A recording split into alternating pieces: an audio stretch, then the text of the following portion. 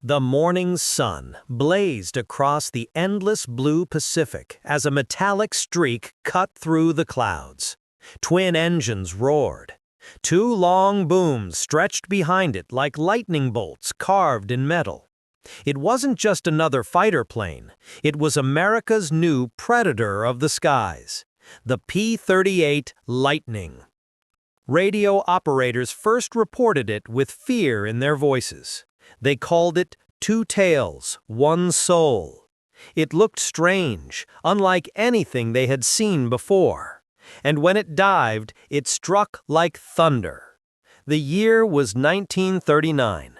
Europe was burning, and across the Pacific, Japan's Zero fighter ruled the skies. America needed something faster, stronger, and smarter. At Lockheed's California factory, a brilliant young engineer named Clarence Kelly Johnson drew what many thought was impossible, a twin-engine fighter that could climb faster than any single-engine plane on Earth. While most engineers laughed, Johnson's team called it simply Lightning.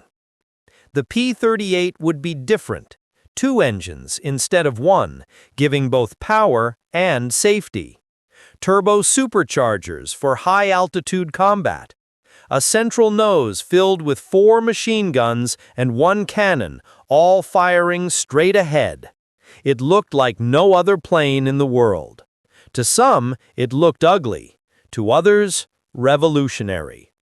In late 1942, Japanese pilots over New Guinea spotted something silver glinting above the clouds. They expected another slow American P-40 or bomber. But when they climbed to intercept, the new intruder rose even higher.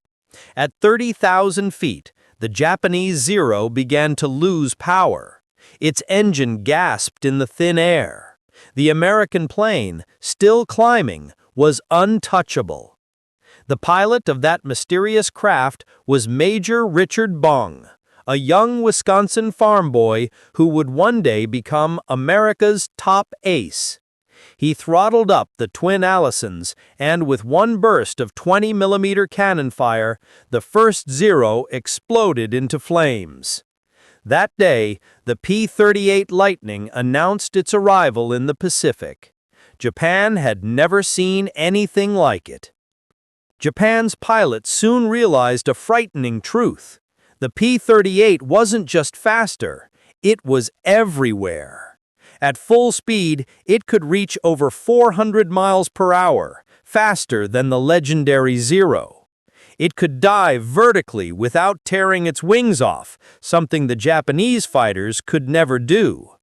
And when they tried to run, the Lightning's massive range meant it could chase them for hundreds of miles over open ocean.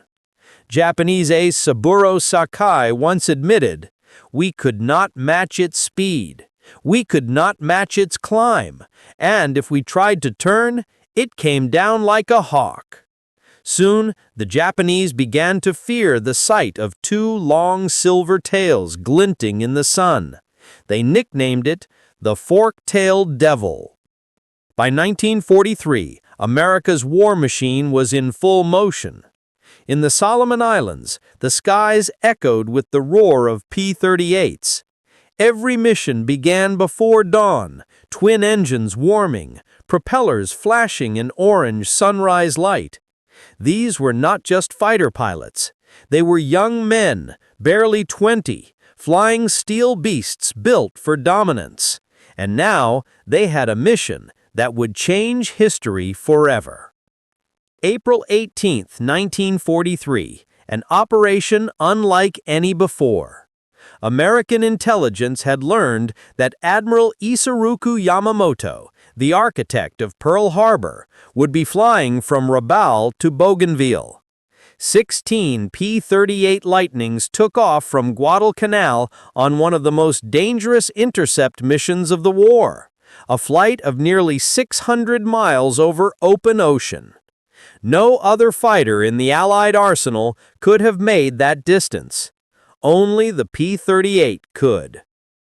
After hours of silent flight at wave-top height, radar confirmed Yamamoto's plane approaching. In a burst of gunfire, one Lightning pilot, Thomas Lanphier, dove, fired, and struck. The Japanese admiral's transport burst into flames and fell into the jungle below. The P-38 Lightning had not just outflown Japan's best, it had reached into the very heart of their command. By late 1943, Japanese pilots began to change tactics. Instead of dogfights, they tried to avoid the Lightning altogether. They climbed early, attacked from behind, and ran. But even then, the twin-engine Predator followed. One Japanese ace later wrote, "It came from nowhere. You could not turn, you could not dive. It was like being hunted by a ghost." For American pilots, the P-38 became a trusted friend, a machine they could rely on to bring them home. Its twin engines gave them confidence. Even if one failed, the other could carry them across hundreds of miles of open ocean back to base. By 1944, the Lightning had become a symbol of American air power in the Pacific. In every photograph, its twin tails glowed under the tropical sun. It wasn't perfect. Early models struggled in European cold air. But in the Pacific heat, it thrived. Pilots loved it, ground crews respected it, and enemies feared it. It wasn't just a plane. It was a message. The message said, "America has arrived, and we will not be stopped." As the war neared the end, newer fighters like the P-51 Mustang joined the battle. But veterans still remember the first days when the P-38 Lightning stood alone against the rising sun. When the smoke cleared, the numbers told their own story. P-38 pilots destroyed more Japanese aircraft in the Pacific than any other Allied fighter. They guarded bombers, hunted warships, and brought home countless airmen who would have been lost at sea. In the silence of a museum hangar today, you can still see one, sleek, silver, with twin tails reaching for the sky.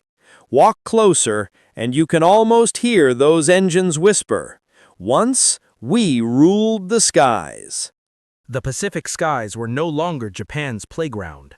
By 1943, the balance had shifted. The once invincible Zero was being outflown, outgunned, and outlasted by the American P-38 Lightning. The Japanese High Command realized they were facing something far beyond a typical fighter. They needed a miracle, a counter to the twin-engine beast that now stalked their pilots across the endless ocean. In Tokyo, engineers worked feverishly. They studied fragments of shot-down Lightnings, desperate to understand how one aircraft could climb so fast and dive without breaking apart. The Zero had been designed for agility, not speed or strength. It was light, fragile, and unmatched in tight turns. But now, those same qualities made it helpless against the American machine. Meanwhile, on distant island bases, P-38 squadrons grew bolder. They flew longer missions, deeper strikes, and riskier intercepts. The men who flew them were young, brave, and hardened by loss. Every takeoff carried uncertainty. Every landing was a small victory. Major Richard Bong, America's ace of aces, had now become a legend. His silver Lightning, marked with a bold red nose, was feared and recognized across the Pacific. To Bong, the Lightning was more than a weapon. It was a partner. He often said, "The Lightning takes care of me, and I take care of her." By 1944, he had shot down more than 40 enemy aircraft, all from the cockpit of the P-38. The Japanese tried new tactics. They attacked in large formations, hoping numbers could overwhelm the faster Lightnings. But the Americans adapted. They learned to use the P-38's superior climb and dive speed to strike, retreat, and strike again. The result was devastating. Many Japanese pilots never saw the enemy that killed them. In the air over the Philippines, the P-38's dominance reached its peak. From Leyte to Luzon, they flew escort for B-24 bombers, shredded enemy convoys, and hunted Japanese fighters over their own airfields. One squadron commander described it best: "If you saw a lightning above you, you were already too late." But behind every victory there was sacrifice. Many young men never returned from those long missions over the ocean. A single mistake, engine trouble, fuel miscalculation, or a missed radio call meant vanishing into the waves. The P-38 was a powerful machine, but the Pacific was merciless. In the spring of 1944, Japan introduced new aircraft: the Ki-84 Frank and the N-1K George. They were faster, stronger, and armed to rival the Lightning. Yet by then, Japan's trained pilots were gone, replaced by desperate recruits. Experience mattered more than design, and America had both skill and numbers. The P-38 continued to evolve. New versions had better cooling systems, more power, and improved range. Some were modified to carry cameras instead of guns, becoming the eyes of the Pacific, spying deep behind enemy lines. These photo lightnings mapped beaches, tracked fleets, and brought back the intelligence that shaped entire campaigns. One of the most daring missions came in late 1944, when a group of P-38 photo recon pilots flew over Tokyo itself. They crossed more than 1,000 miles of hostile airspace, photographed the city's defenses, and returned safely. The mission proved what the Lightning had become: a symbol of reach, endurance, and precision. By 1945, the P-38 had earned the respect of even its enemies. Captured Japanese documents referred to it as the most difficult enemy plane to fight. Some pilots refused to engage unless they had overwhelming advantage. Its speed, climb, and firepower had rewritten the rules of air combat in the Pacific. On the ground, engineers continued to admire its design. The twin-boom layout was revolutionary, balanced, aerodynamic, and years ahead of its time. Many post-war jets would borrow from the P-38 structure, including early experimental aircraft that would one day break the sound barrier. But even legends fade. As newer planes like the P-51 Mustang and the jet-powered P-80 appeared, the P-38's reign began to end. It had done its duty, faithfully, fiercely, and heroically. When Japan finally surrendered in August 1945, countless Lightnings stood silently on island airstrips. Their engines were quiet, their silver bodies covered in dust. Some were scrapped, others abandoned, and a few were flown home to America. But for the men who had flown them, the Lightning was unforgettable. They remembered the feel of its engines rumbling before takeoff, the rush of the climb, the steady hum as it sliced through clouds. They remembered the fear, the exhaustion, and the relief of seeing land after hours of open sea. In letters home, many pilots wrote of their bond with the aircraft. One said, "It was more than a plane, it was our lifeline." Another simply wrote, "She brought me home when I didn't think I'd make it." Years later, at reunions, old P-38 pilots would stand before restored Lightnings in museums and run their hands along the metal skin, whispering to a friend that had saved their lives. The war had changed the world. Jet engines, radar, and atomic power had replaced the propellers and pistons of the old era. But history remembered the P-38. It was the bridge between the early war and the modern age of aviation, a masterpiece born from desperation and courage. For Japan, it marked a turning point. The empire that once ruled the Pacific skies had been humbled by technology and tenacity. For America, it became a symbol of innovation and persistence, the idea that brilliance and bravery could turn the tide of a war. Today, only a handful of P-38s still fly. When one lifts off, its twin engines echo across the field, a sound both rare and haunting. Those who hear it say it feels like the past coming alive, a reminder of a time when the world was on fire and heroes flew through it on wings of lightning. In the fading sunlight of an air show, a restored P-38 banks gracefully, its twin tails catching the light. Spectators watch in silence. Some know the story, others only feel the emotion. And somewhere in the sky above, the ghosts of the Pacific still fly, proud and undefeated, riding forever on the thunder of the American P-38 Lightning. The war in the Pacific was entering its final, brutal chapters. By early 1945, Japan was cornered. Its airfields were shattered, its pilots exhausted, and its skies ruled by the Americans. Among the aircraft that carried the fight to the very heart of the Japanese Empire, one remained as steady and fearsome as ever: the P-38 Lightning. The twin-boom fighter that had once been a strange new experiment was now a veteran of every major battle across the Pacific. From the jungles of New Guinea to the volcanic cliffs of Iwo Jima, the Lightning had earned its legend. Yet its pilots knew the war was not over. Each mission still meant hours over open sea, enemy flak bursting in black clouds, and the constant threat of not returning. At dawn on March 1945, P-38s roared off from their island base in the Marianas. Their target? Japan itself. The Lightnings now flew escort for massive B-29 bombers heading toward the industrial cities of the home islands. High above the clouds, the American formation stretched for miles. The silver bombers lumbered forward, and around them, the Lightnings danced like hawks guarding their flock. The Japanese scrambled what few fighters they had left, Zeros, Franks, and Tonys, but they were too few, too late, and too tired. The P-38s tore through them with precision. In one day, more than a dozen Japanese aircraft fell burning into the sea. The rest broke off, unwilling to face the twin-tailed enemy again. Down below, Japanese civilians looked up in disbelief. They had once watched their own planes fly proudly toward distant victories. Now foreign aircraft ruled their skies. The sight of the P-38, sleek and metallic, became a symbol of how the balance of power had shifted. It was fast, loud, and unstoppable, a reminder that America's reach now extended all the way to Tokyo. But even in victory, the cost was heavy. Many P-38 pilots never made it home.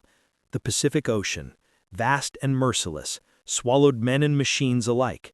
Sometimes they vanished without a trace, leaving only silence and a name carved on a stone years later. The Lightning was strong, but war never spared anyone.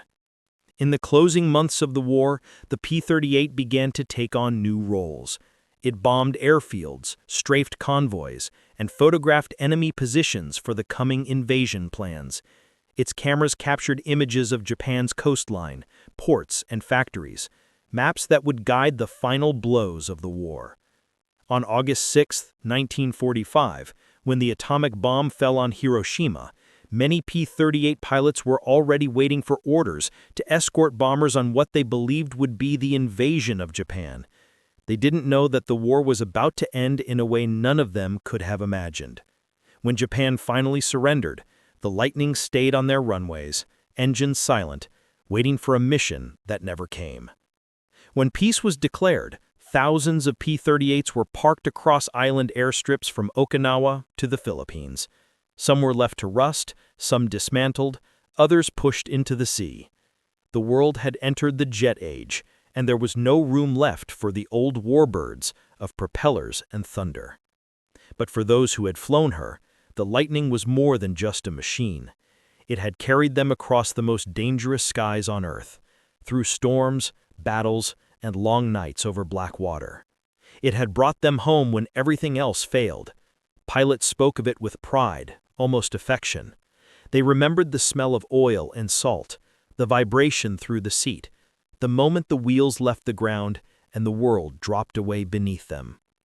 Decades later, historians would call the P-38 one of the most important fighters of World War II. It destroyed more enemy aircraft in the Pacific than any other American plane. It was the first Allied fighter to fly over Berlin, and the aircraft that ended the life of Japan's most powerful admiral.